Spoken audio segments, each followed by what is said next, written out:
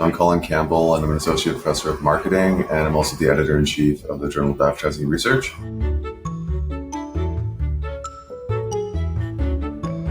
The Advertising Research Foundation is an industry trade group based in New York, and their focus is really to advance the understanding of advertising through research and science. Our mission is to go out and basically get the best industry-relevant research and publish that.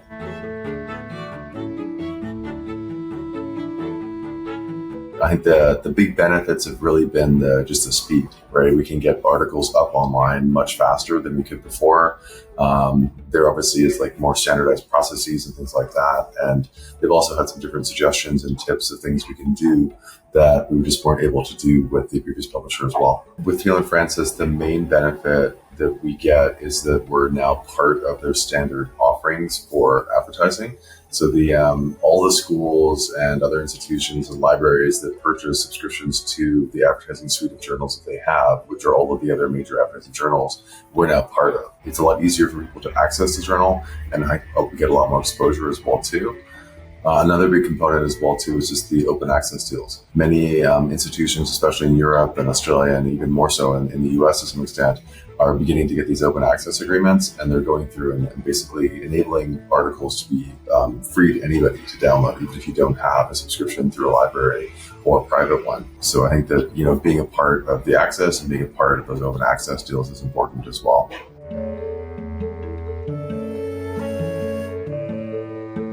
I'm hoping we can see the journal grow. We've been having increased submissions the last couple of years, and so I'd like to see the journal get more stuff being published, maybe even increase the number of issues we're doing. There's opportunity to go through and do virtual collections as well too, where we basically take all of the existing research on a certain topic and we can curate that in a way that's more approachable for readers as well. And one that is sort of a dream, we'll see what happens, is to actually have some conferences devoted to JAR and more industry academia collaborations. So I think with Colin Francis, you can sort of just trust that things are just done. Papers accepted, it automatically gets sort of responded to and dealt with and put online.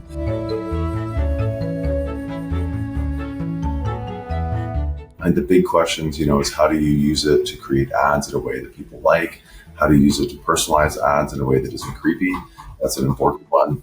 I think there's big questions around synthetic data, because you can go through and you can actually create imagined or fake data sets of how people would have responded to things, right? And for some stuff it can be quite useful, and other stuff it seems like it isn't, right? So I think better understanding that as well is really kind of cool.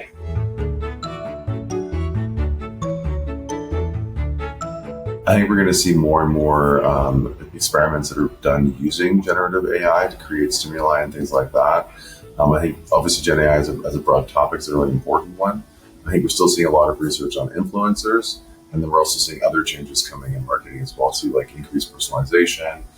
Retail media is a big one as well too, right? We're seeing shifts to people advertising on retailer websites and things like that. That's a whole new sort of area.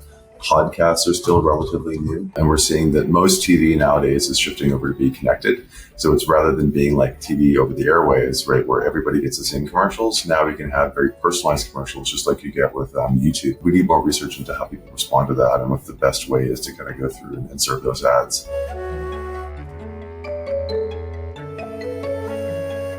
Advertisers are still using a wide portfolio of advertising, and traditionally, we've seen that TV has been very dominant because there's a cachet that goes with the brand building of being on TV.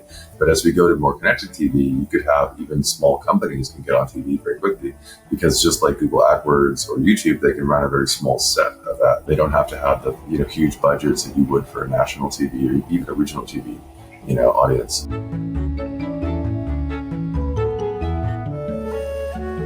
The U.S. is questionable right now because there's always this talk of recession right now coming, but at the moment it seems like things are still going. The research also suggests that you should maintain your budgets even through a recession, because it actually enables you to do better than if you were to cut all your ad spending. Companies don't always do that because they may not have the money, but that it is ideal to do if you can do it.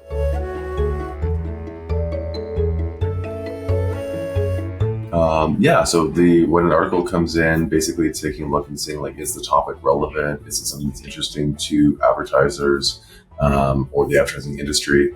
is it well done, right? Is it actually quality research? It's a big hurdle as well too, right? And then if it is, then it would go out to an associate editor to have them take a look at it as well.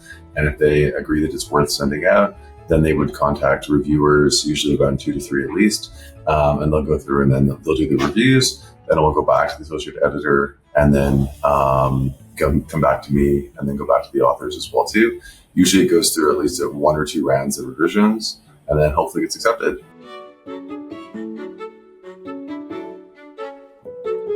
I think the era of personalized advertising is really interesting. I think that we're moving toward an era where everybody's going to get individual, or has the potential to get individualized ads.